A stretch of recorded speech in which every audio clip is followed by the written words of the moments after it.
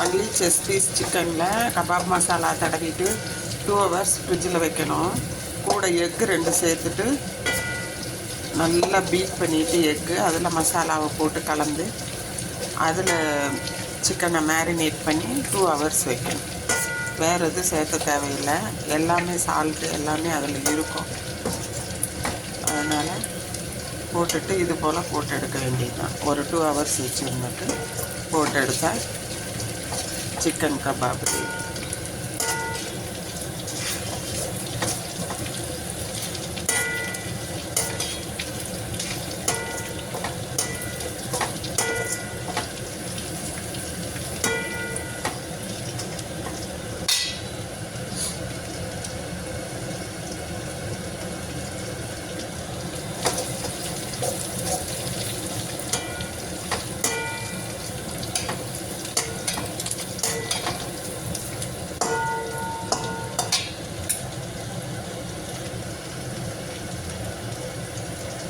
இப்போ எடுத்துகிட்டு நான் காமிக்கிறேன்.